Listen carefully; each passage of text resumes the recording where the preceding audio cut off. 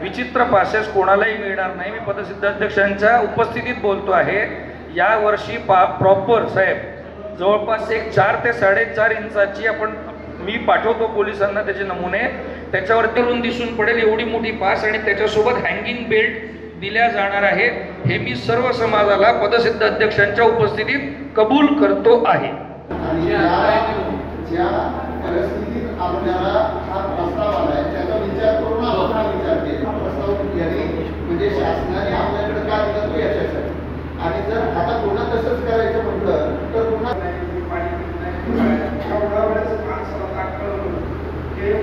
समजा पासून काही निर्णय येतात तर त्या पुढे येऊन महागोराचा मोकळा येणे तिथं उभे असेल नागे पंच असेल या चाकण चौकामध्ये एवढं केलं त्यामुळे आमच्या तळव्याची मागणी झाली आणि गुंडऱ्यातून संस्थेपासून आम्हाला दरवर्षी हे नियोजन कोण करतं?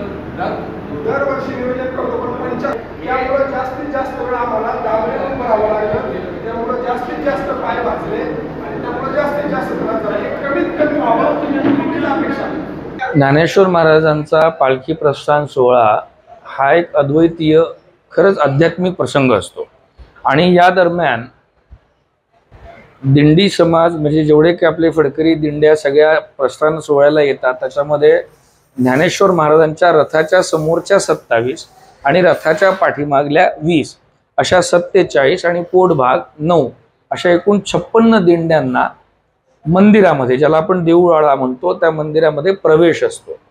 आता याची संख्या काही निश्चित नसते, परंतु एकंदरीत सुरक्षेचा व्यवस्थापनाचा भाग पाहता आपण सर्व वारकरी समाजाला विनंती केलेली होती की प्रतिदिंडी 100 वारकरी एवढी संख्या निश्चित व्हावी आणि या सगळ्याच्या चर्चेअंती समन्वयात्मक असा निर्णय निघाला, ज्याला सर्व वारकरी समाज बांधवांनी सुद्धा अनुमोदन दिलं की प्रायोगिक तत्वावर यंदाचे वर्षी प्रतिदिंडी जेवढ्या आपल्या मानाच्या दिंड्या प्रस्थानासाठी येतात प्रतिदिंडी 90 वारकरी ते घेऊन येतील। सर्व समावेशक निर्णय झालेला आहे आणि पुनश्च एकदा हा निर्णय जो आहे हा प्रायोगिक तत्वावर आहे।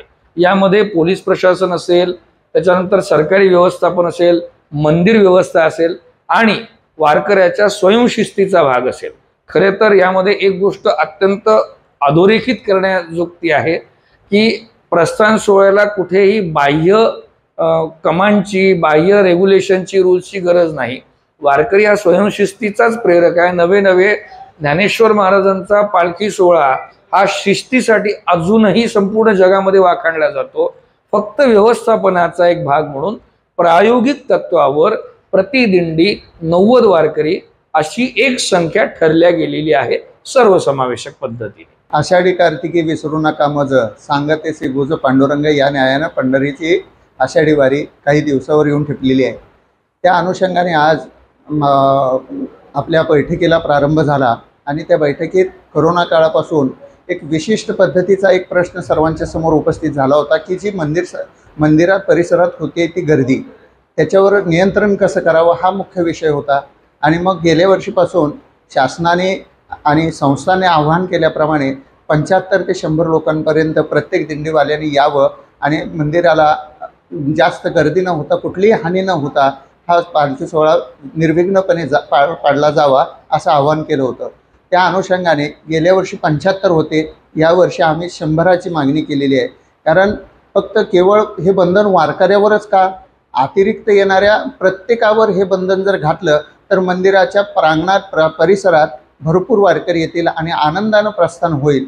अशा अनुषंगानं आम्ही ही संस्थांना आणि प्रशासनाला आणि शासनाला विनंती केलेली आहे आणि त्यानुसार असा तोडगा निघाला आहे की कमीत कमी ह्या वर्षी प्रायोगिक तत्वावर 90 लोकांना आपण ह्या वर्षी प्रत्येक दिंडीने आणावं आणि जर ते सोयीस्कर झालं तर ती संख्या किती करायची हे आपण पुढच्या बैठकीत ठरवूया, असा एकंदरीत सर्वानुमते ठरलेलं आहे।